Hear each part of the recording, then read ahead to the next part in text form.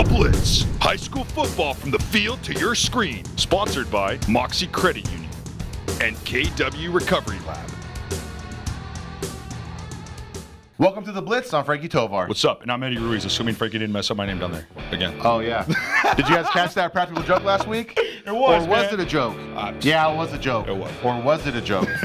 Yeah, only I know. Only I know, actually. Anyway, let's get back to football. This is the 5th week of football for the Blitz here. And, man, what a game we have to cover today. Pitman versus Summerville. Yes. The Pride took on the Bears. There were no Tigers on the field. No. But there were victors, and that was the Pride, 42-0. Exactly. And it wasn't the smoothest or prettiest of first halves because I spoke to three of the kids, Denzel Stecker, and I spoke to Train Fair, Peyton Bass, and we spoke to Coach Tom Tyler. First half, again, they weren't happy, but the way it ended, obviously a shutout victory. How can you not be happy with that? They held Summerville to 107 yards, and they had 428 total yards, which is a lot. That's a huge discrepancy. There was one player who did really, really well, but let's see if you can find out and pick out that player from these highlights right now. Check out the Friday night highlights.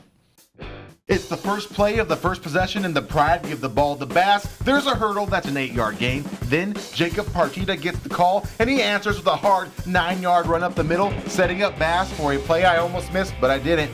He takes the ball in from 9 yards out, and that touchdown puts Pitman up 7-0, looking so easy. And Pitman gets the ball back, and you know they're gonna get things rolling. It's Jacob Partita, 23-yard pickup, a school record-breaking history type of dude. And here's Train Fair, the quarterback.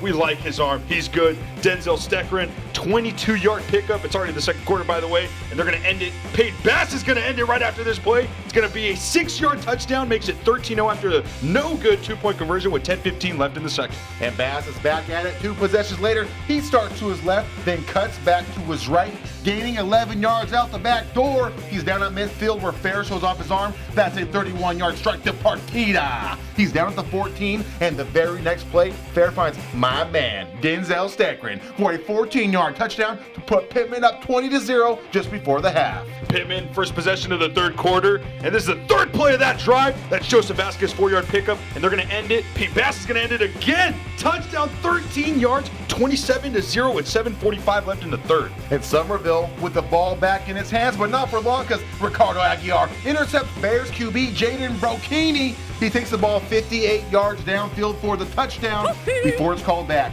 There's laundry on the field, but it's okay because Julian Lindo wants some yards, and he gets them. He picks up 17 on the pass from Fair, which sets up Bass's final touchdown of the night, a 14-yard counter that puts Pitman up 34-0 with 10:39 left in the game. Ooh, yeah. Oh, yeah.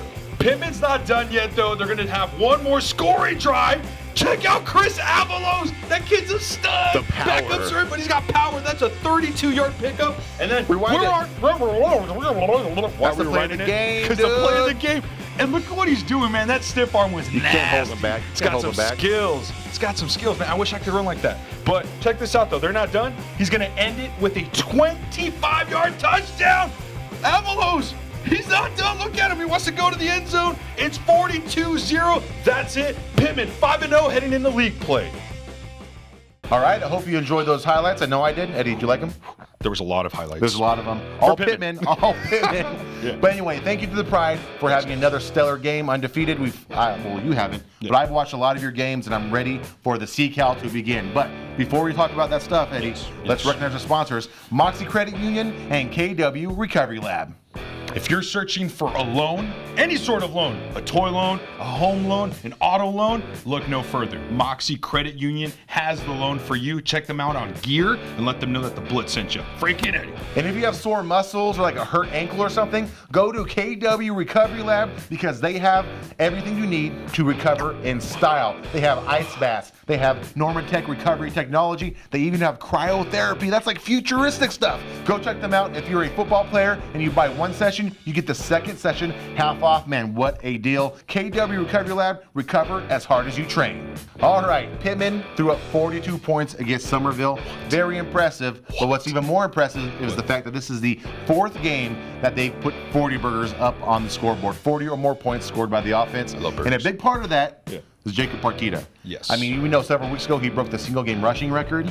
This game, not as many yards, but still a great effort. 14 carries for 79 yards. He really put in the effort. Yeah, he did. And then obviously the running game for Pitman is always one of those things that they get going, they get rolling. And you take a look at Peyton Bass. I mean, 16 carries, 104 yards, 4 touchdowns. That's a lot of fantasy Did you say points, 4 man. touchdowns? 4 touchdowns. That's a lot. Okay. I'm just saying that, you know, we started fantasy football, and so I'm just saying it's a lot of fantasy points. And then Trayton Fair, you take a look at the quarterback, who again I think is one of the more talented quarterbacks in this area. 12 of 16, 169 yards and a touchdown. That's as effective as it gets. And by the way, all-time passing yards in games, I believe he has 2 of the top 3 performances. Oh, really? Just throwing that out there. Yeah, Trayton's very consistent, and that's always something that's beneficial for a high school quarterback. But you mentioned Bass. I did. Now, earlier in the episode, I said, oh, you'll be able to pick out the player from the highlights. And I think you did. It was Peyton Bass, because he is the KW Recovery Lab Impact Player of the game. Again. Oh, we're expecting to get a blowout, but we didn't do real good in the first half. Coach talked to us about in the second half. You know, we had to push ourselves. I know it's an easy game, but we had to push ourselves. Even though it's senior night, homecoming. Honestly, it doesn't really mean nothing about our season. You know, winning it means nothing.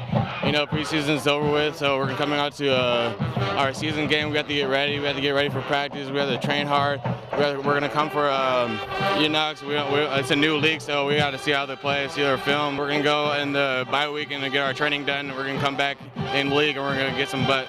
All the way for the touchdown. Thank you, KW Recovery Lab.